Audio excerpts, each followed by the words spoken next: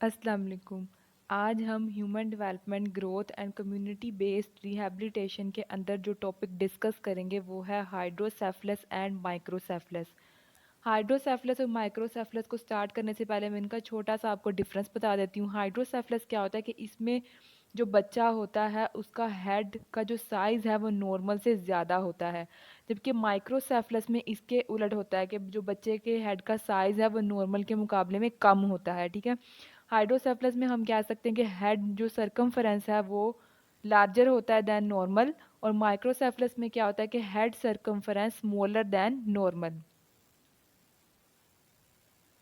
अब हम हाइड्रोसेफलस और माइक्रोसेफलस को डिटेल में स्टडी कर लेते हैं। सबसे पहले जो हमारे पास है वो है हाइड्रोसेफलस। हाइड्रोसेफलस की हम डेफिनेशन देखते हैं कि क्या होता है। इसके अंदर क्या होता है कि जो हमारे ब्रेन के अंदर कैविटीज़ मौजूद होती हैं, ठीक है, वो फ्लूइड फिल्ड कैविटीज़ होती हैं, उनके अंदर एबनॉर्मल फ्लूइड की अक्यूमुलेशन हो जाती है। ठीक है, नॉर्मली वो फ्लूइड फिल्ड कैविटीज़ ही हैं। एबनॉर्मल फ्लूइड अक्यूमुलेशन कैसे होगी कि नॉर्मली हमारे जो ब्रेन से फ्लूइड है वो ड्रेन होकर स्पाइनल कोड के अंदर जा रहा होता है, लेकिन ड्यू टू सम रीज़न कोई ब्लॉकेज वगैरह हो गई है वेंट्रिकल्स के अंदर या वेंट्रिकल्स के बाहर पैसेजेस में ब्लॉकेज हो गई है, तो उसकी वजह से जो है वो फ्लूइड ड्रेन होकर ब्रेन से स्पाइनल कोड में नहीं जाता, वहाँ वेंट्रिकल्स में ही एक्यूमुलेट होता रहता है। वहाँ वेंट्रिकल्स में ही एक्यूमुलेट होता रहेगा, तो वहाँ पे क्या होगा कि जो वेंट्रिकल्स के ऊपर प्रेशर डालेगा तो जो ब्रेन के टिश्यूज़ के ऊपर भी प्रेशर आएगा और उनका डैमेज हो जाएगा।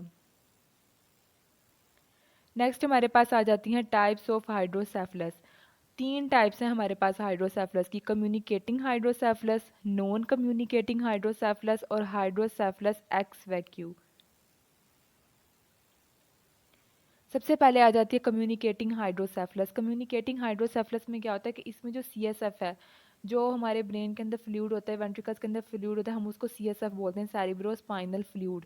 हमारा जो सेरिब्रो स्पाइनल फ्लूइड है वो वेंट्रिकल से बाहर निकल आता है, मतलब वेंट्रिकल्स के अंदर पैसेजेस में कोई भी ब्लॉकेज नहीं होती, वहाँ से वो बाहर निकल आता है, बाहर आकर जो है उसकी जो है ब्लॉकेज होती है। ठीक है, वेंट्रिकल्स के अंदर पैसेजेस ओपन होते हैं, इसलिए वहाँ पे कोई भी ब्लॉकेज नहीं होती, लेकिन वेंट्रिकल से वो फ्लो के बाहर आता है और बाहर आके उसकी ब्लॉकेज होती है, फिर उसकी स्पाइनल कोड तक ड्रेनेज नहीं हो पाती।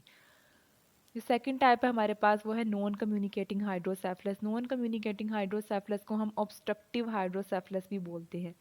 इसमें क्या होता है कि इसमें जो वेंट्रिकल्स के अंदर पैसेजेस हैं ना, जो आपस में एक दूसरे को वेंट्रिकल्स को कनेक्ट कर रहे होते हैं, उनके अंदर ब्लॉकेज आ जाती है, इस वजह से वहाँ पे फ्लूइड की एक्यूमुलेशन होती है, वेंट्रिकल से बाहर ही जो है वो फ्लूइड मूव नहीं कर पाता। थर्ड एंड लास्ट टाइप है हाइड्रोसेफलस एक्स वैक्यू। इसमें क्या होता है कि इसमें इसकी जो कॉज है ना ब्रेन डैमेज, इसमें तीन वजह से हो सकता है, या तो स्ट्रोक की वजह से, या किसी डीजेनरेटिव डिजीज़ की वजह से लाइक अल्जाइमर डिजीज़ या कोई भी डिमेंशिया वगैरह है, या ट्रोमेटिक इंजरी की वजह से जो है हमारा ब्रेन डैमेज होगा, और इसमें ब्रेन का जो साइज़ है ना, ब्रेन टिश्यू का जो साइज़ है वो श्रिंक हो जाता है, मतलब वो अपने साइज़ में श्रिंक हो जाता है, छोटा हो जाता है। ठीक है, हाइड्रोसेफलस की कोजिज़ क्या हो सकती हैं हमारे पास? या तो ब्रेन में ब्लीडिंग होगी, या कोई ब्लड क्लॉट बन गया ब्रेन के अंदर, ठीक है, मेनिंजाइटिस है, ब्रेन ट्यूमर है, या फिर हेड इंजरी है।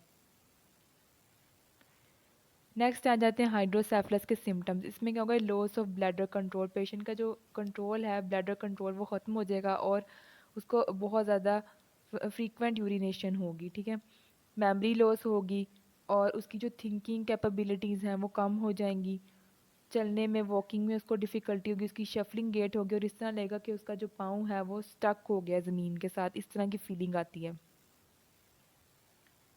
नेक्स्ट आ जाता है कि हम हाइड्रोसेफलस की स्क्रीनिंग किस तरह करते हैं। इसमें हम थ्री स्क्रीनिंग टेक्निक्स यूज़ करते हैं। सबसे पहले हम मेजर करते हैं वेट को, हेड के वेट को, ब्रेन के वेट को, ठीक है, उसके बाद उसकी डेवलपमेंट को, ब्रेन की डेवलपमेंट को मेजर करते हैं, और फिर हम हेड के साइज़ को मेजर करते हैं। इन तीनों चीज़ों को मेजर करके हम अंदाज़ा लगा लेते हैं कि कहाँ पे मसला आ रहा है, और अगर ये चीज़ तीनों चीज़ें वेट, डेवलपमेंट और जो हेड का साइज़ है ये नॉर्मल से कम ज़्यादा हो, तो फिर हमें पता चल जाता है कि ये हाइड्रोसेफलस की तरफ जा रहा है या फिर माइक्रोसेफलस की तरफ। नेक्स्ट हमारे पास आ जाता है हाइड्रोसेफलस का ट्रीटमेंट। इसका जो ट्रीटमेंट है ना उसमें हम शंट यूज़ करते हैं। शंट क्या होता है कि शंट में हम जो है एक ट्यूब होती है, लॉन्ग फ्लेक्सिबल ट्यूब होती है, उसको हम सर्जिकली इंसर्ट कर देते हैं ब्रेन वेंट्रिकल्स के अंदर। ठीक है, और उसके साथ में एक वाल्व लगा होता है, वाल्व जाके ब्लॉकेज को खोल देता है, और जो ब्रेन से स्पाइनल कोड तक ड्रेनेज है वो वहाँ पे फिर कंटिन्यू हो जाती है। ठीक है, सर्जिकली ये शंट डाला जाता है। नेक्स्ट आ जाता है कि इस शंट से कॉम्प्लिकेशंस क्या हो सकती हैं। मैकेनिकल फेलर हो सकता है, ऑब्स्ट्रक्शन हो सकती है वहाँ पाइप की वजह से, और या कोई इन्फेक्शन हो सकती है। अब हमें किस तरह पता चलेगा कि जो शंट है वो अंदर ब्लॉक हो गया, उसके क्या साइन एंड सिम्टम आएंगे हमारे पास। बच्चा जो है वो अनकंफर्टेबल फील करेगा, क्राई करेगा, ठीक है। बच्चे को टेम्परेचर होगा, उसका हेड साइज़ जो है वो इंक्रीज़ कर जाएगा, कुछ भी खाएगा पिएगा फ़ौरन से वॉमिट कर देगा, ठीक है। लॉस कॉन्शियसनेस, बेहोश होगा, और आइज़ में रोल डाउनवर्ड, आइज़ उसकी डाउनवर्ड रोल कर जाएंगी। नेक्स्ट हमारे पास आ जाता है माइक्रोसेफलस। माइक्रोसेफलस का जैसे मैंने स्टार्ट में बताया कि इसको हम कहते हैं कि चिल्ड्रन विद स्मॉल हेड्स। इसमें क्या होता है कि जो हेड का सरकमफ्रेंस है वो नॉर्मल के मुकाबले में कम होता है, बच्चे का जो सर है वो छोटा होता है, जबकि हाइड्रोसेफलस में बच्चे का सर बड़ा था, ठीक है। और इसमें भी यही होगा कि स्मॉल साइज़ होगा, अंदर फ्लूइड की क्यूमुलेशन होगी, वहाँ पे प्रेशर इंक्रीज़ करेगा, कांस्टेंट प्रेशर इंक्रीज़ होने की वजह से ब्रेन वहाँ पे डैमेज हो जाएगा। माइक्रोसेफलस के जो बच्चे हैं वो हमें ज़्यादा देखने को मिलते हैं as compare to hydrocephalus. Means कि जो माइक्रोसेफलस के केसेस हैं वो ज़्यादा रिपोर्ट हुए हैं एज़ कम्पेयर टू हाइड्रोसेफलस। ये डिजीज़ ज़्यादा पाई जाती है एज़ कम्पेयर टू हाइड्रोसेफलस। ये था हमारा आज का छोटा सा टॉपिक, हाइड्रोसेफलस और माइक्रोसेफलस। उम्मीद करती हूँ कि आपको इसकी समझ आ गई होगी, और अगर आपका कोई भी क्वेश्चन हो तो आप कमेंट सेक्शन में मुझसे पूछ सकते हैं। Thank you.